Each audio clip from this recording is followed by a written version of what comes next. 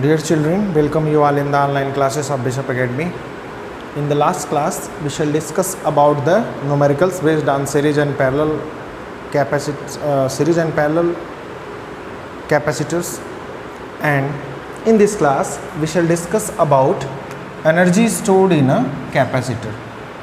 For this topic, let us consider a capacitor of capacity C having initially uncharged. At any instant, the amount of charge on the capacitor B Q dash, मतलब initially हमने एक C capacity का capacitor लिया जिस पर कोई भी charge नहीं था इनिशियली, उसको हमने चार्ज धीरे धीरे प्रोवाइड करना शुरू किया और किसी क्षण किसी इंस्टेंट जो अमाउंट ऑफ चार्ज है उस पर वो Q डैश है, यहाँ Q डैश है ये, ठीक है। Then the potential difference between plates B, अगर चार्ज Q डैश है तो पोटेंशियल डिफरेंस होगा आपका V dash is equals to Q dash upon C। क्यों? क्योंकि C इज इक्वल्स टू होता है Q बाई V। अगर यहाँ से V को सब्जेक्ट करें तो V इज इक्वल्स टू हो जाएगा Q बाई C। हमारा चार्ज अभी है Q डैश, तो हमें V dash is equals to मिल जाएगा Q डैश अपॉन C। क्योंकि कैपेसिटी जो होता है वो हर एक कैपेसिटर का क्या होता है, फिक्स होता है, ठीक है। ये हमारा हो गया पोटेंशियल। अब जब हम कैपेसिटर को चार्ज करते हैं किसी सोर्स से तो हमें क्या करना पड़ता है, वहाँ वर्क डन करना पड़ता है, कुछ वर्क डन करना पड़ता है, और वही वर्क डन जो है उसमें एनर्जी के फॉर्म में स्टोर हो जाता है। It means whenever we start to charge the capacitor then there are some work is to be done and that work done is converted into energy of a capacitor. It's okay. Now we have to find out the energy or a small amount of work done up to charging the capacitor charge Q dash, यानी Q dash charge तक charge करने में capacitor को कितनी हमें जो है work done करना पड़ेगा, उसको हम अगर पता करना चाहें या एक स्मॉल चार्ज देने में कितना वर्क डन करना पड़ेगा हम पता करना चाहें तो हम यहाँ पर लिख सकते हैं the work done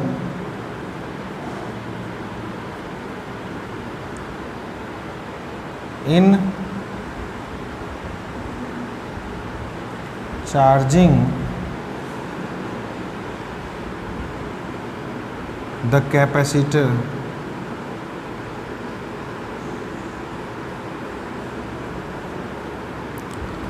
to a small amount of charge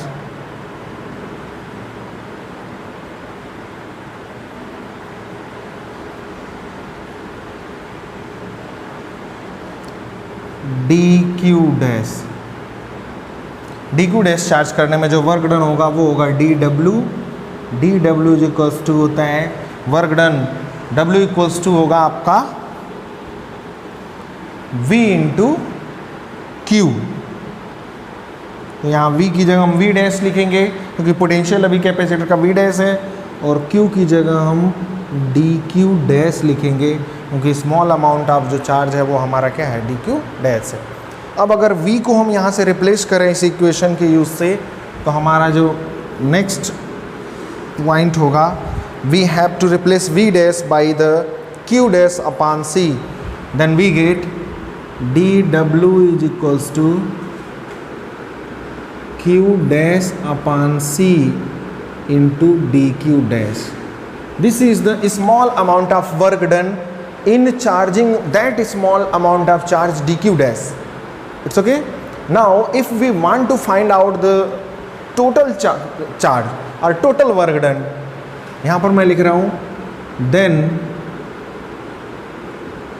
the total work done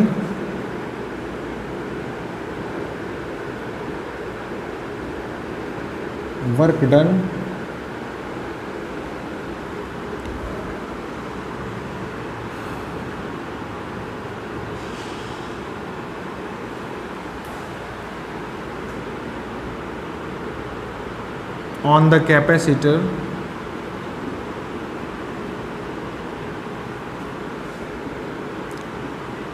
to charging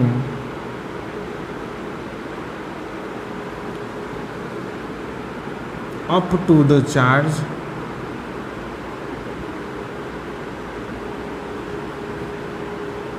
Q charge, अगर हमें टोटल क्यू चार्ज प्रोवाइड करना है कैपेसिटर को तो टोटल वर्क डन क्या होगा, तो हम देख रहे हैं अगर हम इसको इंटीग्रेट कर दें dw को तो हमें w मिल जाएगा।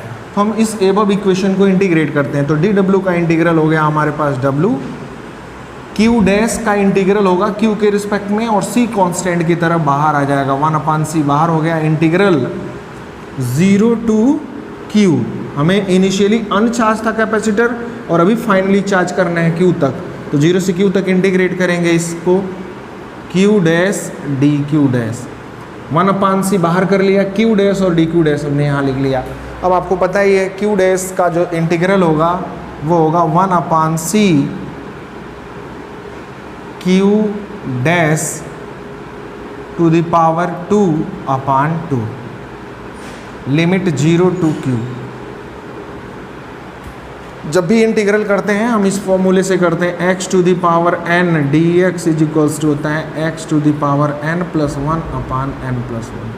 अभी यहाँ पर n की वैल्यू हम देखें तो q डैश के ऊपर जो है ये डैश है, q डैश है, q डैश के ऊपर 1 है तो n की जगह यहाँ 1 आ गया, तो यहाँ पर हो जाएगा q dash to the power 1 + 1 2 हो जाएगा, q dash to the power 2 upon n की जगह फिर 1 रखोगे तो n+1 यानी 2 आ जाएगा इसी फॉर्मूले से। ये आपका फार्मूला है, ठीक है।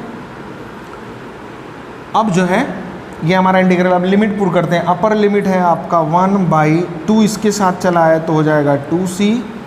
ये हो गया आपका upper limit q², q dash की जगह q रख देंगे और लोअर लिमिट है -0, lower limit upper limit minus lower limit होता है फार्मूला, तो अपर लिमिट हो गया हमारा q और लोअर लिमिट 0 हो गया, तो 0 तो ये ख़त्म हो जाएगा, छोड़ देंगे। हमारा फार्मूला आ गया 1/2 q²/c।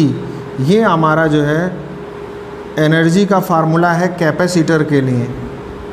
कैपेसिटर के लिए एनर्जी का फार्मूला है हमारे पास 1/2 q²/c, या इसी को हम लिख सकते हैं, सभी जानते हैं q इक्वल्स टू होता है c × v, q equals to होता है c × v, और ये वैल्यू सब्सिट्यूट कर दें इस इक्वेशन में तो हमें मिल जाएगा हाफ, q की जगह रख देंगे c तो cu² v² हो जाएगा अपान c, एक c से कट जाएगा, ये आ जाएगा आपका हाफ cv²। ये भी बहुत इंपॉर्टेंट फार्मूला है, बार बार इस पर न्यूमेरिकल्स जो है पूछे जाते हैं क्वेश्चन में, पेपर में। हाफ cv², ये हमारा हो गया एनर्जी का फार्मूला। दो फार्मूले हैं, E = ½ q²/c और दूसरा हमारे पास है E = ½ cv²। तो इस तरह से हमारे पास किसी कैपेसिटर के अंदर कितनी एनर्जी स्टोर है उसके लिए हमने फार्मूला डेराइव कर लिया, और बहुत ही इंपॉर्टेंट फार्मूला है ये, जो है बहुत इंपॉर्टेंट मोस्ट इंपॉर्टेंट टॉपिक है। Energy stored in a capacitor पढ़ रहे हैं, अल्टरनेटिंग करंट चैप्टर में, चैप्टर 6 में हम पढ़ेंगे energy stored in a inductor. उन दोनों में से कोई ना कोई एक जो है हर साल पेपर में आता रहता है 3 मार्क्स में, ठीक है ना। इस वजह से ये और वो दोनों ही मिला जुला करके ना बहुत इंपॉर्टेंट टॉपिक है, 3 मार्क्स से है श्योर रहता है कि पेपर में पूछा ही पूछा जाना है। और अगर आपको ये आता है तो इंडक्टर वाला बिल्कुल इसी की तरह है, और अगर आपको इंडक्टर वाला आता है तो ये भी आसानी से हो जाता है। बेहद ही आसान है डेरिवेशन ये, जो आपके पेपर के पॉइंट ऑफ व्यू से भी बहुत इम्पॉर्टेंट है। It's okay.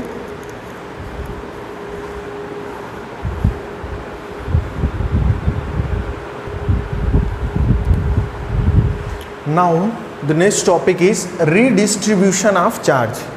Redistribution of charge का मतलब क्या होता है, आपको पता है कि जब एक कंडक्टर को हम किसी दूसरे कंडक्टर से किसी कंडक्टिंग वायर के थ्रू अगर अटैच कर दें तो चार्ज्ड कंडक्टर से अनचार्ज कंडक्टर की तरफ, या हायर पोटेंशियल वाले कंडक्टर से लोअर पोटेंशियल वाले कंडक्टर की तरफ चार्ज का ट्रांसफ़र स्टार्ट हो जाता है। तो एक जगह से दूसरे जगह चार्ज का ट्रांसफ़र हो गया, यानी कि डिस्ट्रीब्यूशन हो गया। इसीलिए हमें नेक्स्ट टॉपिक जो पढ़ना है वो है हमारा रीडिस्ट्रीब्यूशन ऑफ चार्ज। अब रीडिस्ट्रीब्यूशन ऑफ चार्ज में हमें एक टॉपिक पढ़ना है, फर्स्ट टॉपिक कॉमन पोटेंशियल पढ़ना है। जब कहीं रीडिस्ट्रीब्यूशन ऑफ चार्ज होगा तो उसमें एक टर्म आता है कॉमन पोटेंशियल। जैसा कि कॉमन वर्ड का मतलब ही होता है, कॉमन मतलब कि सबके पास जो हो। ओके, तो होता क्या है इसमें, सपोज कर लिया हमारे पास एक कैपेसिटर है ए जिसकी कैपेसिटी है C1, ठीक है, और इसका जो पोटेंशियल है वो V1 है, V1 पोटेंशियल पर ये है। दूसरा कैपेसिटर हमारे पास है B। अरे ये सर्कुलर बनाने से मतलब ये नहीं है कि ये सिलेंड्रिकल स्फेरिकल कैपेसिटर है, पैरेलल भी हो सकता है, सिलेंड्रिकल भी हो सकता है और स्फेरिकल भी हो सकता है। कोई भी कैपेसिटर है, कोई कैपेसिटर C1 है और B। बस मैंने एक इमेजिनेशन के लिए इमेज बनाया हुआ है। एक कैपेसिटर है A जिसका कैपेसिटी C1 एंड जब उस पर कुछ चार्ज है, कोई चार्ज है इसके ऊपर जिसकी वजह से यहाँ पोटेंशियल है V1। दूसरा कैपेसिटर हमारे पास C2 और इस पर ये जो पोटेंशियल है ये इसका V2 है। यहाँ पर हमने एक बात आपको बता देना है, V1 जो है वो ग्रेटर देन V2 है। V1 जो पोटेंशियल है वो V2 से क्या है, ज़्यादा है। मतलब A हायर पोटेंशियल पर है, B लोअर पोटेंशियल पर है। यदि हम इनको एक कंडक्टिंग वायर से कनेक्ट कर दें तो हायर पोटेंशियल वाले से लोअर पोटेंशियल वाले की तरफ पॉजिटिव चार्ज का ट्रांसफ़र स्टार्ट हो जाएगा। मतलब यहाँ से चार्ज उस पर जाना शुरू हो जाएगा। अब क्या होगा कि क्या लाइफ टाइम ये चार्ज का ट्रांसफ़र होता रहेगा? तो आपका आंसर होगा नहीं।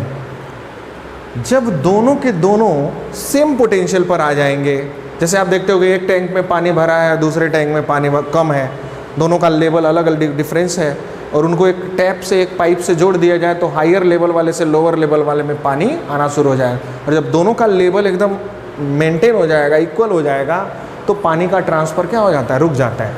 वैसे ही जब चार्ज का ट्रांसफ़र A से B पर होना शुरू होगा तो तब तक होता रहेगा जब तक कि दोनों के पोटेंशियल क्या हो जाएं, सेम ना हो जाएं, इक्वल ना हो जाएं। और उसी इक्वल पोटेंशियल को कहते हैं हम कॉमन पोटेंशियल। कॉमन का मतलब ये हुआ V पोटेंशियल पर A भी आ चुका है और V पोटेंशियल पर ही B भी आ चुका है। मीन्स दोनों ही कैपेसिटर्स के पोटेंशियल्स क्या हैं, सेम है।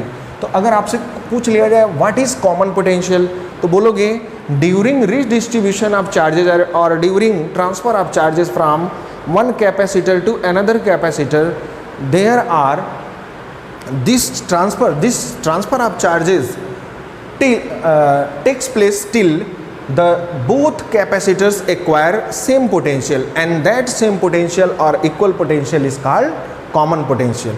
It's okay?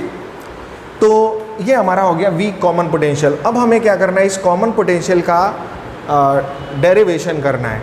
तो हम ये बोलेंगे common potential is that equal potential of two capacitors which produce due to transfer of charge. Transfer of charge की वजह से दोनों के दोनों सेम पोटेंशियल पर आ जाते हैं और इसी सेम पोटेंशियल को हम कहते हैं कॉमन पोटेंशियल। अब अगर हमें इसका डेरिवेशन करना है तो चलिए सबसे पहले यहाँ पर हम करते क्या हैं, अगर हमें कॉमन पोटेंशियल पता करना है, इन सारे प्रोसेस में, इस पूरे प्रोसीजर में एक चीज़ जो है कांस्टेंट रहता है जिसको हम एनर्जी कहें या चार्ज कहें, दोनों की बात कहें। चार्ज भी कंजर्व क्वांटिटी होती है और एनर्जी भी कंजर्व होता है। तो हम चार्ज को ही बेस बना लेते हैं। मान लिया जाए कि इस पर जो चार्ज है, हम सबसे पहले ए पर चार्ज निकाल लेते हैं। चार्ज ऑन कैपेसिटर ए,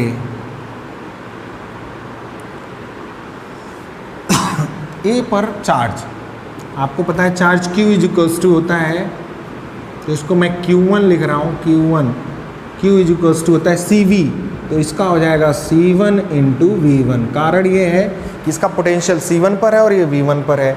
ये इनिशियल चार्ज मैं लिख दे रहा हूँ, इनिशियल चार्ज यहाँ पर लिख दे रहा हूँ, ज़्यादा बेहतर रहेगा। इनिशियल का मतलब जब इन दोनों को कनेक्ट नहीं किया गया था। इनिशियली इस पर इतना चार्ज था, क्योंकि जब नहीं भी कनेक्ट किया गया था उस समय भी इसकी कैपेसिटी C1 थी और पोटेंशियल V1 था। मतलब कुछ ना कुछ चार्ज इस पर था, तो इस पर जो चार्ज होगा वो C1 इंटू V1 होगा। फार्मूला होता है Q इक्वल्स टू CV, तो पहले पे C1 V1। अब हम लिखते हैं initial charge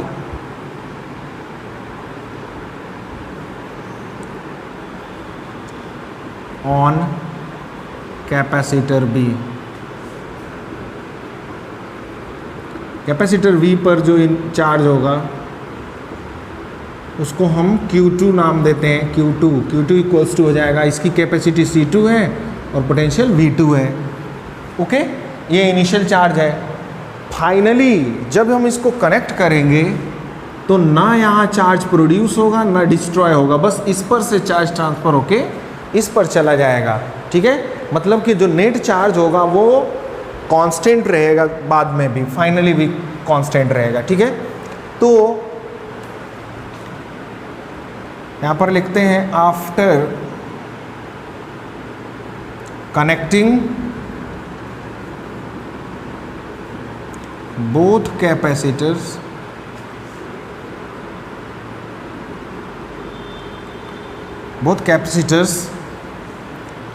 net charge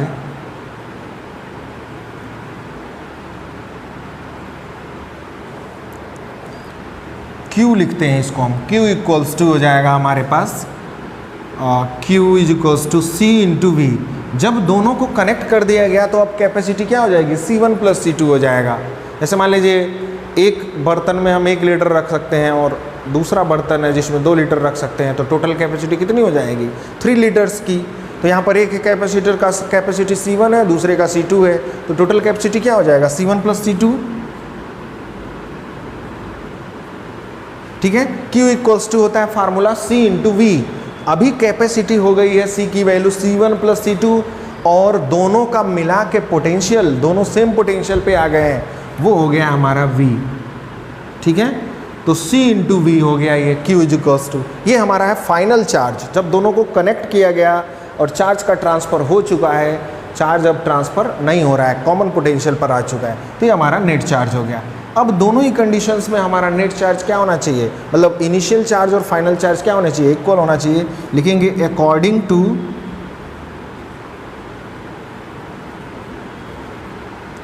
conservation of charges. Conservation of charge अगर हम लगाएं तो हमारा हो जाएगा Q is equals to Q1 plus Q2। ठीक है, Q है फाइनल चार्ज और Q1 Q2 दोनों के इनिशियल चार्ज हैं। ठीक है, तो ये हो गया। अब फार्मूले में हम रखते हैं तो Q की वैल्यू आया है हमारे पास C1 plus C2 into V। V हमारा है कॉमन पोटेंशियल और Q1 की वैल्यू है C1 V1 प्लस Q2 का वैल्यू है C2 V2। यहाँ से यही कॉमन पोटेंशियल V को हमें पता करना है, सब्जेक्ट कर लेंगे, आ जाएगा C1 V1 plus C2 V2 अपान C1 प्लस C2। ठीक है, तो ये हमारा कॉमन पोटेंशियल का फार्मूला है। ठीक है, बहुत ही आसान है, हमने कुछ नहीं किया इसमें। इनिशियल चार्ज पता कर लिया पहले A कैपेसिटर पर, फिर B कैपेसिटर पर जब ये कनेक्टेड नहीं थे। कनेक्ट करने के बाद अब कंबाइंड चार्ज पता कर लिया हमने according to law of capacitor, और फिर जो है हमने इनिशियल चार्ज को फाइनल चार्ज के इक्वल रख दिया और जो कॉमन पोटेंशियल हमने V लिया था उसको हमने सब्जेक्ट कर लिया, तो हमें फार्मूला मिल गया। बहुत इंपॉर्टेंट फार्मूला, इस पर भी न्यूमेरिकल पूछा जाता है आपके पेपर में। It's okay, so this class is over now. You have to make notes on your notebook after reading. Thank you. Have a nice day.